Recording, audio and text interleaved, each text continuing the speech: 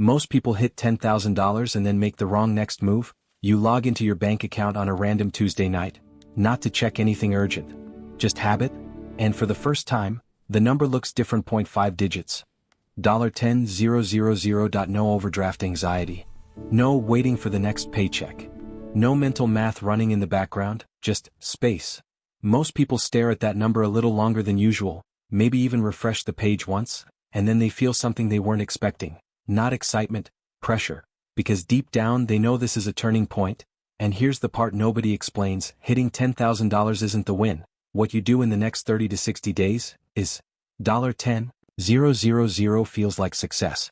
But financially it's something else entirely. It's unstable progress. Too much money to ignore. Not enough money to protect you.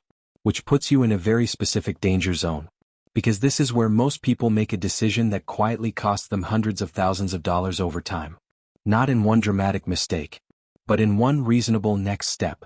The scale most people miss lets ground this in reality. According to multiple financial surveys, nearly 60% of adults can't cover a $1,000 emergency without stress. The median savings for many households sits under $8,000. So reaching $10,000 puts you ahead of a significant percentage of people. But here's the uncomfortable truth. Being ahead doesn't mean you're safe. Because one medical bill, one job disruption, one major repair can erase that entire number in a week. So what people do next matters more than how they got here. The psychology behind the mistake. So why do people mess this up? Comes down to something called mental accounting. Your brain categorizes money differently based on how it feels. That $10,000 doesn't feel like long-term capital. Feels like, is safety a flexibility or optional spending power? Which means your brain quietly moves it into the available money category. And available money gets used. Not recklessly, but gradually. A better phone. A trip you've been putting off. Upgrading your living situation. Helping someone out. Each decision makes sense on its own.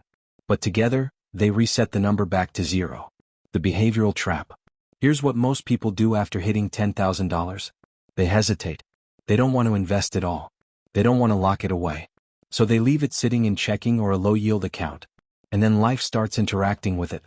Unexpected expenses. Impulse upgrades. Small just this once decisions. And within 6 to 12 months, the $10,000 is gone. Not because they failed. Because they never gave it a job. And money without a job disappears. The identity layer. There are two types of people at this stage. They look identical from the outside. Same income. Same savings. Same $10,000 milestone.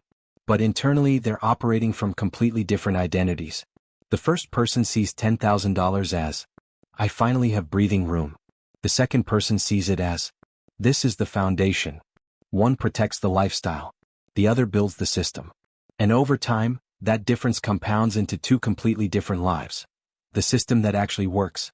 So what should you do when you hit $10,000? Not motivation. Not goals. A system. Step 1. Protect the base. Keep 3 to 6 months of essential expenses in cash. Not invested. Not optimized. Just stable. If $10,000 represents your emergency fund, then its job is already assigned. Don't touch it. Step 2. Separate your money immediately. Create friction between. Spending money is saving money, investing money. Different accounts. Different purposes. Because if everything sits in one place, your brain treats it all as usable. Step 3. Automate before thinking. Set up a monthly transfer into investments. Even if it's small. $200, $300, $500. The amount matters less than the consistency. Because consistency removes decision-making. And decision-making is where most people fail. Step 4. Start simple investing. You don't need complexity. A low-cost index fund. Broad market exposure. Automatic contributions. Reinvest dividends. Done. The goal is not to beat the market. It's to stay in the market long enough for compounding to work. Step 5. Don't upgrade your life yet. This is the hardest part. Because $10,000 feels like permission. But upgrading your lifestyle too early resets your baseline expenses. Which means you need more income. Which means you stay dependent longer. The people who build wealth delay this step. Quietly. Consistently. Let's fast forward.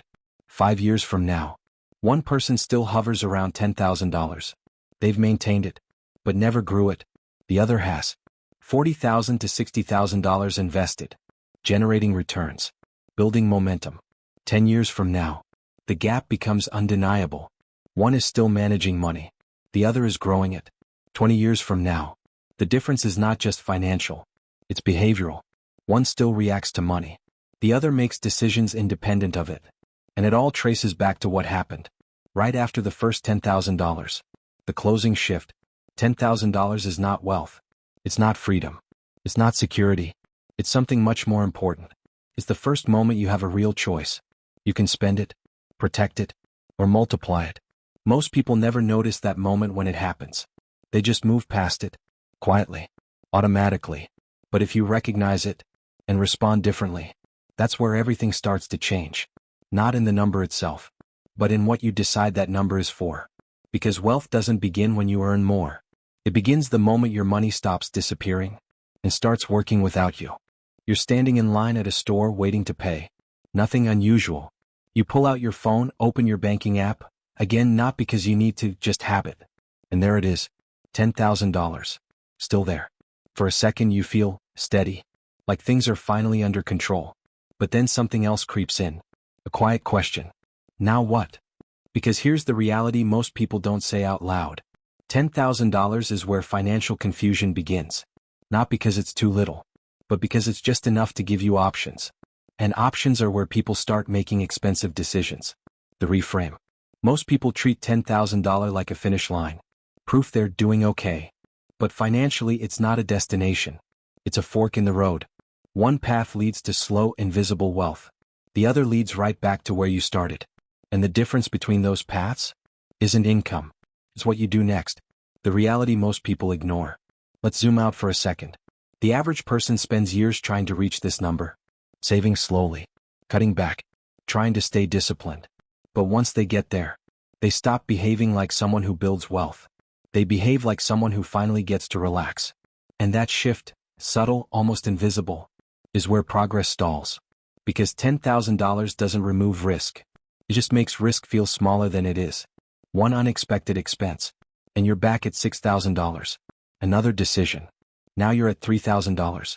And suddenly you're rebuilding again. Same cycle. Different timeline. The math nobody sits down to do. Let's take two people. Same job. Same income. Same $10,000 saved. Person A leaves the money sitting. Uses some of it when needed. Replenishes it occasionally. Keeps hovering between $5,000 to $10,000 for years. Person B does something different. They leave $10,000 untouched. Then start investing $400 a month. Nothing aggressive. Just consistent. After 10 years,